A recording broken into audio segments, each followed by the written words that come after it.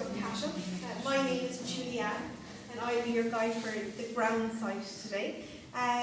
Before I begin the guided tour, I suppose I would just like to ask you, when we eventually make our way outside, just simply to watch your footing. The site outside can be quite uneven, the terrain out there can be a little bit rough, so simply just to watch your footing as you're making your way around. If you have any questions at all, please don't hesitate to ask. I will do my best to answer them, and if I can't, I'll try to find out at the end of the guided tour. Photography is permitted, so as you make your way around, you are more than welcome to take pictures throughout the site. Now, I'd like to begin the guided tour with a little bit of a history to Cashel, because here at the Rock of Cashel, we had two histories. We had a political history, and then we went on to have a religious history. The political was the first. It actually began back in the 4th century. This is when ancient kings lived on this site. Before any of the buildings up here ever existed, there were two families to ever rule from Cashel. The first family that lived here were McCarthy's. They were from County Cork. They had dynasties all around the southern region of Ireland. They were part of an Omnacht clan. They ruled here for over 600 years, up until about the 10th century. But at that point, there was an uprising family. One in particular, there was many of them, but one in particular were the O'Briens. The O'Briens were from County Clare in the west of Ireland. They were part of a different clan. They were known as the Dáil Walsh. They eventually got here to Cashel and they took the rock over. The most famous king to ever rule from this rock was a man with the O'Brien family, and his name was Brian Boru.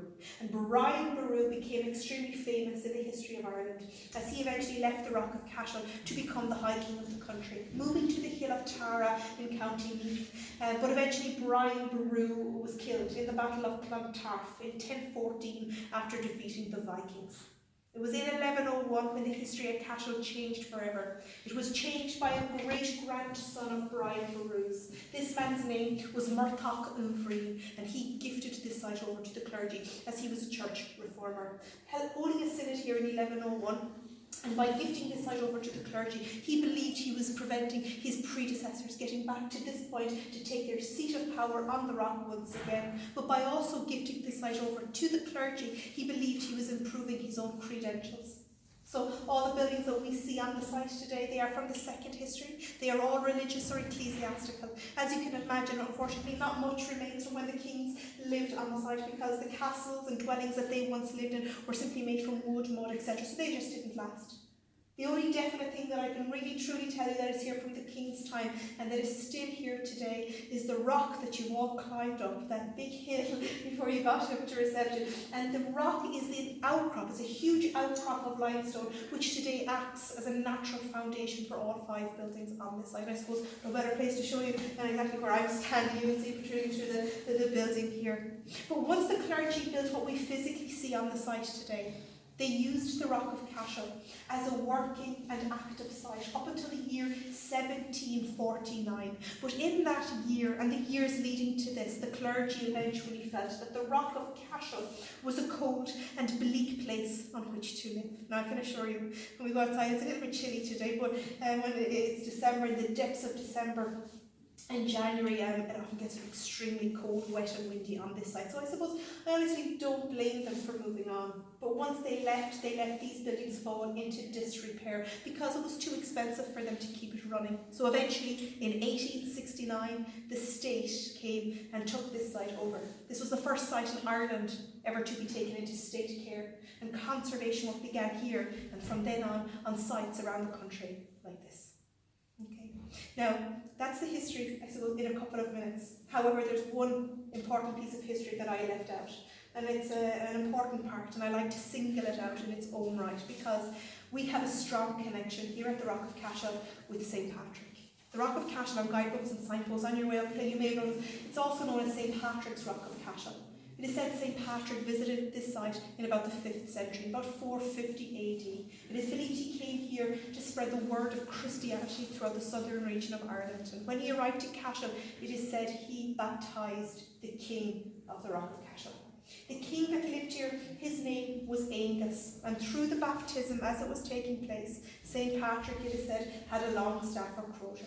Legend has it, throughout the service, he had leaned on his crosier extremely hard, not realising that the point of the crosier was in fact upon the king's foot. It is said,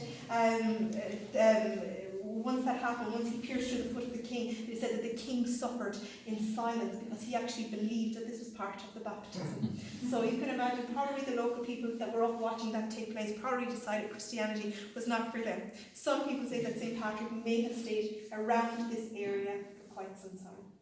But why I'm telling you that story in this particular room is just at the very back of the room we have the St. Patrick's Cross. The St. Patrick's Cross, this cross that we're looking at the very back of the room, is the original cross. There is a replica outside. Some of you may have already seen the replica.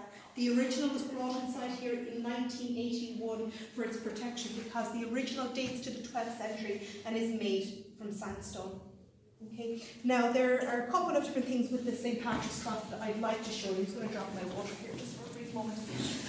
With the St. Patrick's Cross, some say that their cross may be made up of two parts. That there may be the bottom stone, the base stone on the ground, and then the cross sits on top. Some believe that the large base stone is actually a lot older than the cross. Some say that it may have been here from when the kings lived on the site and that they may have used it as a coronation stone. What I'd like you to notice is underneath the stone, there's a mirror on the ground. The mirror is reflecting a hollow carved out to the inside of the stone. Now, why was that done? Was it done for transportation, to make the stone lighter, easier for them to move around the site? And that quite possibly could have been the reason. Others say that before the cross was placed on top, they may have turned it over completely, and the hollow inside, they used it as a baptismal font.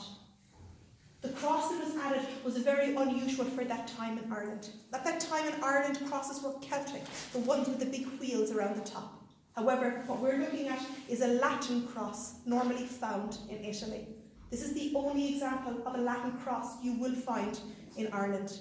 With Latin crosses, they were carved from a block of stone and in cruciform shape. So as you look at the cross, part of it is missing. As you look at the centrepiece, the bottom, you will see the arm extending which the pillar supports. There would have been an arm and a pillar here also. To say, unfortunately, it no longer exists.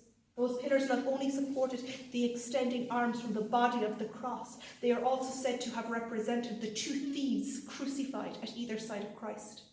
As the figure that faces you is very unusual because it is the clothed version or the robed version of the crucifixion scene of Christ, signifying dignity. And at the opposite side, we have a carving of an archbishop said to represent St. Patrick himself. You will see the carving of the archbishop on the replica outside. If you could imagine this cross in all its glory, it was beautifully decorated with paintings. Local legend has it, and you are more than welcome to try this out on the replica outside. It was believed that if you were able to wrap your arms around the centerpiece of the cross, okay, but the only trick was, or is even still today, your hands, they have to meet at the other side, like so. They have to touch. Tells you two things. The first thing is that you have extremely long arms, okay? But it was said that you would never have gotten a toothache again. So it's well worth it, you might as well give it a go. But these myths and legends, they have been passed down for hundreds of years. And I suppose it's just nice to keep those traditions going. So if you haven't come across myths or legends on your travels in Ireland, I'm sure you will, because if it's not with a cross, it's with an arched doorway. So other sites have different legends. But yeah, now before we leave this room and head upstairs in a few moments, I just would like to say to you all, please do come back. There's lots to see in this little room. You have carvings of different things on the sides of the walls. Some of them came from the cathedral outside, others came from sites local to the area, and they were just simply brought in here for their protection. You have artefacts in glass cases, especially this one here. These were found locally. If not on the site, they were found around the town of Cashel. These are replicas because the originals of these are housed in the National Museum in Dublin and the Hunt Museum in Limerick.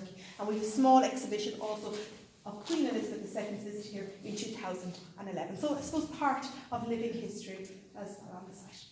So you can